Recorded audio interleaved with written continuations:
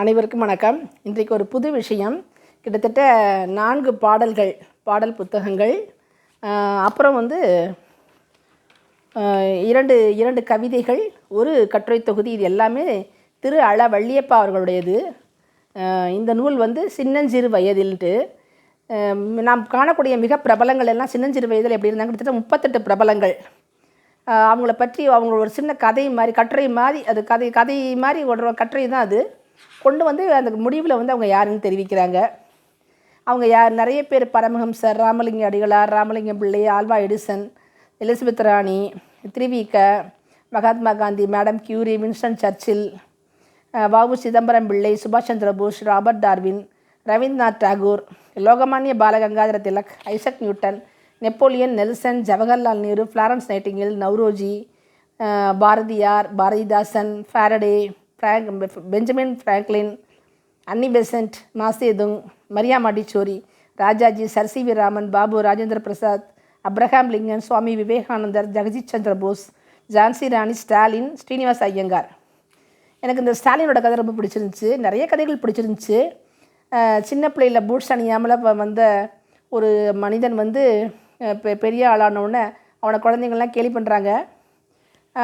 அப்புறம் பார்த்தா அவன் பெரிய ஆளானோடனே அவன் ஸ்டாலின். அப்படின்னா ஸ்டாலின்னா இரும்பு மனிதன் அர்த்தமாக.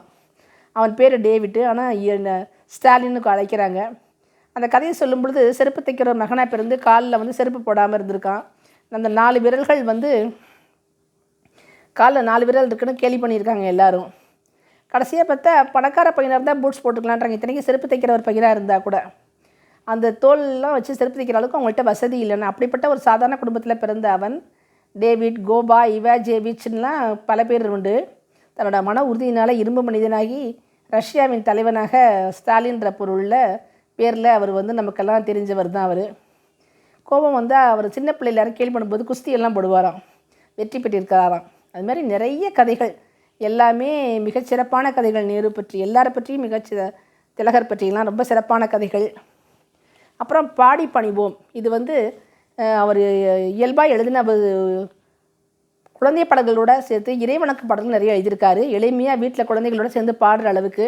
அதை ஒருத்தவங்க துவக்க சொன்னாங்களாம், அதுக்காக அழகாக துவத்துருக்காரு. விநாயகர், முருகன், குன்றக்குடி முருகன், பழனி, கண்ணன், சங்கரன், மதுரை மீனாட்சி, கற்பகாம்பாள், வேங்கடவன், கொப்புடையம்மன், கருமாரி, ராயவர முத்துமாரி, ஐயப்பன், திருமகள், ராமன், கண்ணன், சவுந்தரராஜ், சங்கு சக்கரசாமி, திருவருள் பெரும்னு ஒரு கிட்டத்தட்ட 25 பாடல்கள் இருக்கும். நம்ம அடிக்கடி கேள்விப்பட்டிருக்கோம் இந்த பாட்டு. கண்ணன் எங்கள் கண்ணனாம், கார்மேக வண்ணனாம்னு. அந்த பாட்டெல்லாம் இவர் எழுதினது தான் செய்யும்போது எனக்கு ரொம்ப ஆச்சரியமாக இருந்துச்சு.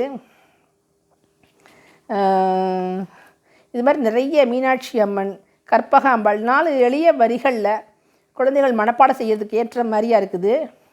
ராமன் பிறந்தது நவமியிலே, நட்ட நடுப்பகல் வேளையிலே, கண்ணன் பிறந்து அஷ்டமியில், காரில் நடுநிசி வேளையிலே. இந்த 2 வார்த்தையில் அவங்களுடைய பிறப்பையே அழகாக சொல்லிட்டாங்க.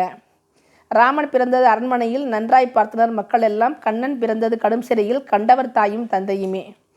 சூரிய குலத்தில் ராமனுமே தோன்றினன் பெருமையை தோன்றிடவே, சந்திர குலத்தில் கண்ணனுமே வந்தனன் பெருமையை தந்தனனே. ராமன் பெற்ற குணங்கள் எல்லாம் நாமும் பெற்று சிறந்திடுவோம், கண்ணன் கீதையில் கூறியதை கருத்தில் கொண்டே உயர்ந்திடுவோம்னு. நேரு தந்த பொம்மைன்னு, இது வந்து நேருவை பற்றிய ஒரு வாழ்க்கை காவியம். இது நல்ல, இந்த நூல் வந்து சின்னஞ்சிறு வயதிலே வந்து குழந்தை புத்தக நிலையம் அரசின் பரிசு பெற்ற நூல் இது. இந்த பாடி பணிவுங்கிற நூல் வந்து இதுவும் குழந்தை புத்தக நிலையம். இதனுடைய விலை வந்து 20 ரூபாய் தான். இது குழந்தைகளுக்கு பரிசளிக்க ஏற்றது, மிக அழகாக இருக்குது. பிள்ளையார்பட்டி கோயில் வாயில் மாதிரி தெரியுது. நேரு தந்த பொம்மை, இதுவும் வந்து குழந்தை புத்தக நிலையம், 60 ரூபாய். ஒரு கவிதையில் அலகாபாத்தில் பிறந்தது. அவர் தன்னுடைய வீட்டை வந்து நாட்டுக்கே தானமாக கொடுத்தது.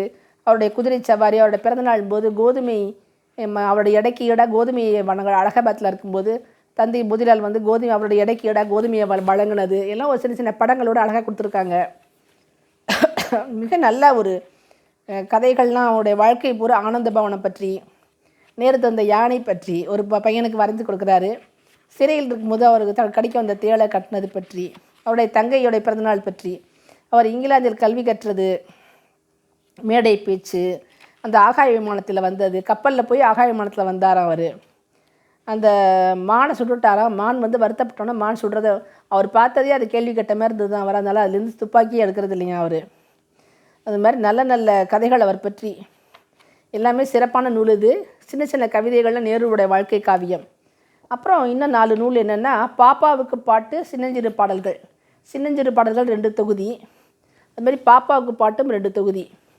இந்த பாப்பாவுக்கு பாட்டு வந்து நம்ம சின்ன பிள்ளைகளை நாங்கள் நிறைய பாடல்கள் படிச்சிருக்கோம். எங்களோடது வட்டமான தட்டு, தட்டு நிறைய லட்டு, லட்டு மொத்தம் 8, 8இல் பாதி விட்டு, எடுத்தால் மீதம் கிட்டு, மீதம் உள்ள லட்டு முழுதும் தங்கை பட்டு, போட்டால் வாயில் பிட்டு, கிட்டு 4 லட்டு, பட்டு 4 லட்டு, முத்தம் தீர்ந்தது 8, மீதம் காலி தட்டுன்னு.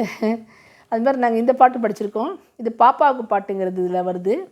நில் நில் நில் நில்லாவிட்டால் உடனே ஓடி செல் செல் செல் அப்படின்னு அந்த பாட்டு ரிதமிக்காக இருக்கும். அது மாதிரி அணிலே அணிலே ஓடி வா, அழகு அணிலே ஓடி வா அந்த பாட்டு. நேரு பிறந்தது பற்றி ஒரு 4 வரியில் நேருவோட வாழ்க்கை காவியமே. அருமை நேரு பிறந்தது அலகாபாத்து நகரிலே, இளைஞர் நேரு படித்தது இங்கிலாந்து நாட்டிலே, தீரர் நேரு வாழ்ந்தது தில்லி நகரம் தன்னிலே, இன்று நேரு வாழ்வது எங்கள் பிஞ்சு நெஞ்சிலேன்னு இது மாதிரி பாடல்கள். நாங்கள் அடிக்கடி சொன்ன ஒரு பாட்டு இது. ஞாயிற்றுக்கிழமை நகையை காணும், திங்கட்கிழமை திருடன் வந்தான், செவ்வாய்க்கிழமை ஜெயிலுக்கு போனான், புதன்கிழமை புத்தி வந்தது, வியாழக்கிழமை விடுதலையானான், வெள்ளிக்கிழமை வீட்டுக்கு வந்தான், சனிக்கிழமை சாப்பிட்டு படுத்தான்னு. இந்த பாப்பாவுக்கு பாட்டு 2வது தொகுதியிலையும் இது மாதிரி நல்ல பாட்டு. எதுகை மோனை சந்தனையும் கொண்ட பாட்டு. அந்த காக்காயை வச்சு நம்ம சொல்லிக் கொடுக்கும்போது பிள்ளைகளுக்கு அழகாக சொல்லிக் கொடுக்கலாம். முதல் எழுத்துன்ற பாட்டு ஒன்று. காக்கா ஒன்று வந்தது காக்கா என்றது, குயிலும் அங்கே வந்தது கூ கூ குக்கு குக்கு என்றது, கிளியும் பறந்து வந்தது கிக்கி கிக்கி என்றது, முழு பெயரும் சொல்லவே முடியவில்லை ஆகையால் முதலெழுத்தை மட்டுமே மூச்சு பிடித்து கூறுமேன்னு அழகாக சொல்லியிருக்காங்க. அப்புறம் விடுகதை பாணியில் ஒரு கவிதை 4 வரியில் சொல்லி அதுக்கு யானை, குதிரை, ஒட்டகம் இதை பற்றியெல்லாம். அப்புறம் மோட்ரு வண்டி, நம்ம கை எதுக்கு தந்திருக்கார் கடவுள், அந்த மாதிரி சின்ன சின்ன வார்த்தைகளில் குழந்தைகளுக்கு பழக்க வழக்கங்கள், இறைபக்தி, நம்மை சுற்றி இருக்க பொருட்களை பற்றியான ஒரு அறிவு எல்லாத்தையும் கொடுக்குது இந்த பாடல்கள். இந்த சின்னஞ்சிறு பாடல்கள் 302 தொகுதியில் வந்து எங்களுடைய அப்பா அவர் என்று மணிவா ஜிப்பா, அது மாதிரி எங்களுடைய அம்மா அவள் எதுவும் தருமாள் சும்மான்னு இந்த நிறைய கதைகள். யானை வருது பார்க்க வாருங்கோ, அசிந்து அசிந்து நடந்து வருது பார்க்க வாருங்கோன்னு. அது மாதிரி செடி வளர்க்குறதை பற்றி, பூனைக்குட்டி பற்றி, ஒவ்வொரு பறவைகளுக்கும் வீடை பற்றி, சைக்கிளில் ஏறி எங்கே போகலான்னு, பசுவை பற்றி, நம்ம சுற்றி இருக்க மிருகங்கள், விலங்குகள், நம்ம சுற்றி இருக்க பொருட்கள், போக்குவரத்து, நம்ம பார்க்கக்கூடிய எல்லாத்தையுமே கவிதை பாடல்களை கொண்டு வந்திருக்காரு. அது மாதிரி இந்த 2வது தொகுதியில் வந்து சின்னஞ்சிறு பாடல்களையும் கிட்டத்தட்ட ஒரு 16, 20, 18 பாடல்கள் இருக்குன்னு நினைக்கிறேன். தவளையாரை பற்றி இதில், பொம்மைக்கு கல்யாணம், வாமழையே வான்று, ஞாயிற்றுக்கிழமை பிறந்த பிள்ளை நன்றாய் பாடம் படித்திடுமாம், திங்கட்கிழமை பிறந்த பிள்ளை தினமும் உண்மை பேசிடுமாம், செவ்வாய்க்கிழமை பிறந்த பிள்ளை செய்வதை ஒழுங்காய் செய்திடுமாம், புதன்கிழமை பிறந்த பிள்ளை பெற்றோர் சொற்படி நடந்திடுமாம், வியாழக்கிழமை பிறந்த பிள்ளை மிகவும் பொறுமை காட்டிடுமாம், வெள்ளிக்கிழமை பிறந்த பிள்ளை வேண்டும் உதவிகள் செய்திடுமாம், சனிக்கிழமை பிறந்த பிள்ளை சாந்தமாக இருந்திடுமாம், இந்த கிழமைகள் 7க்குள் நீ எந்த கிழமையில் நீ பிறந்தாய் அப்படின்னு கேட்டு ஒவ்வொரு பிள்ளைகளையும் தானாக சொல்லும்படி வச்சுருக்காங்க. இது படிக்கும்போது நல்லா இருக்குது. இந்த பாட்டும் தோசை அம்மா சுட்ட தோசையெல்லாம் இதில் இருக்குது. அது மாதிரி நிறைய மழையை வர சொல்லி பாடுறது, பாசிட்டிவான பாடல்கள். அப்புறம் நம்ம குழந்தைகள் ஒவ்வொன்றுமே சிறப்பானவர்கள் உணர வைக்கிற பாடல்கள். இந்த பழங்களை பற்றியெல்லாம், கொய்யாப்பழமெல்லாம் நாங்கள் ஒன்று படிச்சிருக்கோம். பரங்கிக்காயை பறித்து பட்டையெல்லாம் சீவி பொடி பொடியாய் நறுக்கி எண்ணெயிலே தாளித்து இன்பமாக தின்னலாம்னு ஒரு உணவுகளை வந்து எப்படி வெறுக்காமல் சாப்பிட சொல்லி கொடுக்குறது பிள்ளைகளுக்கு, உணவு வகைகள்னு சொல்லி நல்ல நல்ல பாடல்கள். நிச்சயமாக இந்த 7 நூல்களையும் நீங்கள் குழந்தை பதிப்பகத்தில் வாங்கி மகிழலாம். எல்லாமே விலை ரொம்ப கம்மியாக வெளியிட்டிருக்காங்க. இந்த 4 நூல்களுமே கூட விலை ரொம்ப கம்மி தான். இவற்றின் இந்த குழந்தை பதிப்பகத்தை தொடர்பு கொண்டால் இவற்றின் விலையை தெரிஞ்சுக்கலாம். விலை ரூபாய் 60. ஒவ்வொரு நூலும் விலை ரூபாய் 60 தான். குழந்தைகள், சின்ன குழந்தைகள் நல்லா திக்கான பேப்பரில் போட்டிருக்காங்க. இப்போ பிடிச்சா கூட அது கிழியாத மாதிரி இருக்கிற அளவுக்கு திக்கான பேப்பரில் போட்டிருக்காங்க. கட்டாயமாக வாங்கி பாருங்கள். நன்றி.